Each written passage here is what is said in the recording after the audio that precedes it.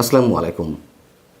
নির্বাচন নিয়ে নানান ধরনের নাটকীয় ঘটনা ঘটবে সে কথা আমরা সবাই জানি, কিন্তু আওয়ামী লীগ তো শুরু থেকেই 12ই ফেব্রুয়ারি নির্বাচন প্রতিহতে ডাক না দিলেও দলের শীর্ষ নেতৃত্ব দলীয় নেতাকর্মীদের উদ্দেশ্যে এই নির্বাচন বর্জনের আহ্বান জানিয়ে আসছেন, নির্দেশ দিচ্ছেন। শেখ হাসিনা থেকে সজীব ওয়াজেদ জয় কিংবা আওয়ামী লীগের অন্যান্য পর্যায়ের শীর্ষ নেতাদের পক্ষ থেকে এই আহ্বান জানানো হচ্ছে।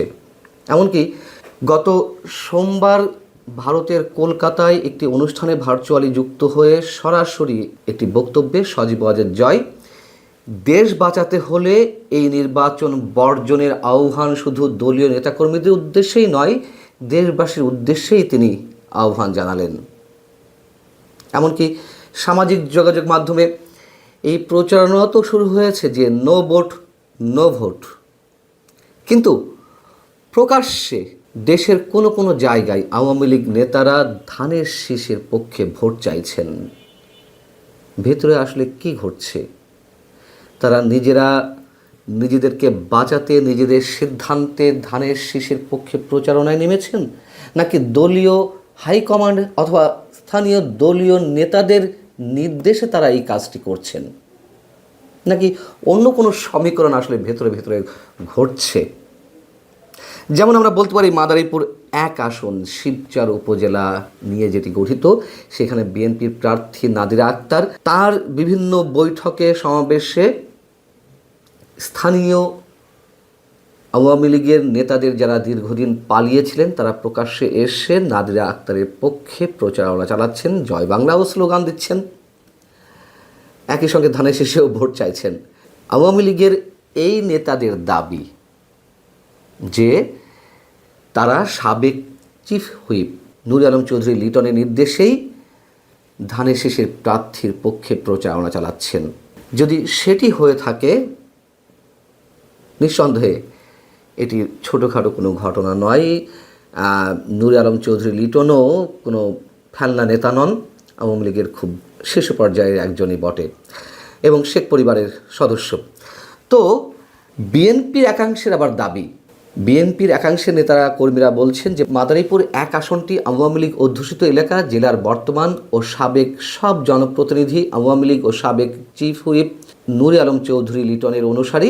সাবেক এই সংসদ সদস্যের সবুজ সংকেত পাওয়ার পর থেকে আওয়ামী লীগের পলাতক নেতা কর্মীরা প্রকাশ্যে বেরিয়ে এসে নাদিরা আক্তারের উঠান বৈঠকগুলোতে অংশ নিচ্ছেন এবং ধানের শীষের পক্ষে ভোট চাইছেন। এই যে বৈঠক, এগুলোতে কারা উপস্থিত ছিলেন?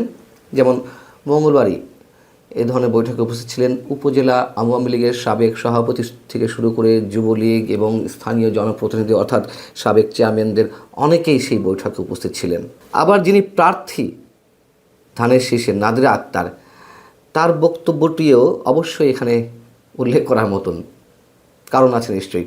তিনি বলছেন গণমাধ্যমকে, আগামীতে কারো নামে কোনো মিথ্যা মামলা শিবচরে থাকবে না, নির্বাচনের পর আপনাদের অর্থাৎ আওয়ামী লীগ নেতাদের কোনো অযথা হয়রানি করা হবে না। একথা অনেক আগে থেকেই বিএনপির পক্ষ থেকে বলা হচ্ছে, জামাতের পক্ষ থেকে বলা হচ্ছে, আওয়ামী লীগের ভোট নিয়ে দুই দলের মধ্যে যে টানাটানি এবং এনসিপির পক্ষ থেকেও এই ধরনের আহ্বান জানানো হয়েছে, এটি আমরা সবাই জানি। সেই কথাই নাদিরা আক্তার বলছেন।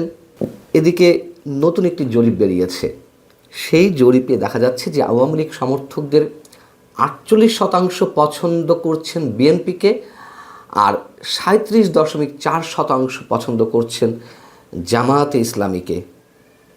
যদিও নানান ধরনের জরিপ নিয়ে নানান ধরনের প্রশ্ন আছে, এই জরিপটি যৌথভাবে পরিচালনা করেছে communication and research foundation CRF এবং Bangladesh election and public opinion studies.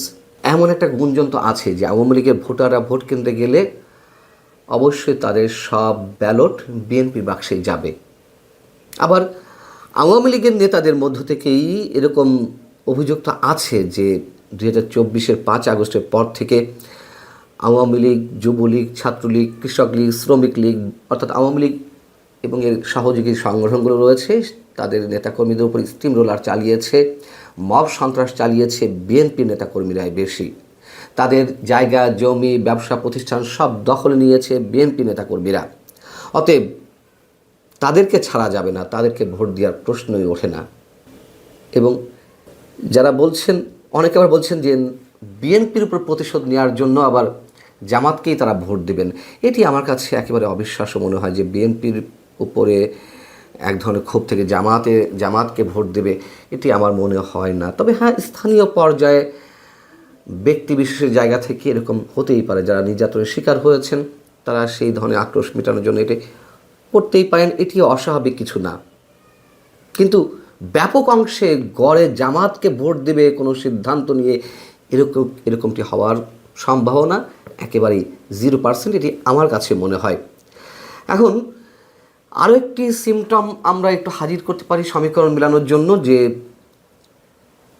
Awami League সভানেত্রী শেখ হাসিনা থেকে শুরু করে সজীব ওয়াজেদ জয় এবং তারেক রহমান সাম্প্রতিক সময়ে বিভিন্ন গণমাধ্যমে যেই সাক্ষাৎকারগুলো দিয়েছেন বা বিভিন্ন বক্তব্যে তারা যে কথাগুলো বলছেন, সেখানে আমরা দেখতে পাচ্ছি যে এক দল আর এক দলের প্রতি বেশ খানিকটা নমনীয়, তেমন কোনো আক্রমণাত্মক ভঙ্গিতে তেমন কিছু বলছে না, শুধুমাত্র বিরোধিতার জায়গা থেকে যতটুকু না বললেই নয়, একেবারে না বললে মানুষের মধ্যে সন্দেহের সৃষ্টি হতে পারে, ঠিক সেই কথাগুলোই বলা হচ্ছে।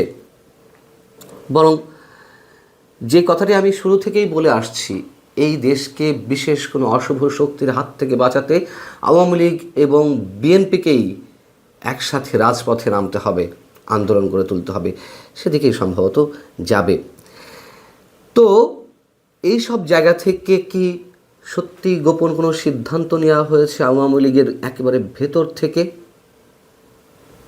যেমন আরেকটি সমীকরণ দিই, শেখ হাসিনা এরই মধ্যে একটি সাক্ষাৎকারে বলেছেন যে তিনি আশা করছেন বিএনপি ক্ষমতায় এলে আওয়ামী লীগের উপর থেকে নিষেধাজ্ঞা তুলে নেওয়া হবে। এমন যখন আশাবাদ, তখন তো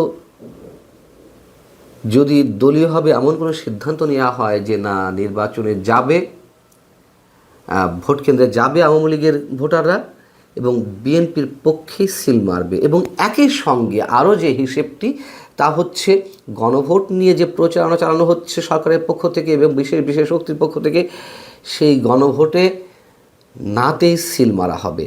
যদিও আমি বলার চেষ্টা করেছি যে আওয়ামী লীগের ভোটাররা এটি মনে করে শুধুমাত্র নাতে সিল মারার জন্য যদি ভোট কেন্দ্রে যায়, সেক্ষেত্রে সরকারের পক্ষে একটি সুবিধা হবে, কাস্টিংটা বেশি দেখানোর সুযোগ পাওয়া যাবে এবং নির্বাচনের এক ধরনের বৈধতা পুরোপুরি ইউনিট সরকার পাবে। তো যদি সত্যিই জামাতকে রুখতে এবং না ভোটে সিল দেওয়ার একটা মানসিকতা থেকে দলীয়ভাবে এই সিদ্ধান্ত নেওয়া হয়, এতে অবাক হওয়ার কিছু থাকবে না। রাজনীতিতে শেষ বলে কিছু নেই, তারপরেও এটিই বোধহয় শেষ নয়, আরও খেলা সামনে আছে, এটুকু বলা যায়। ভালো থাকবে সবাই, আল্লাহ হাফিজ।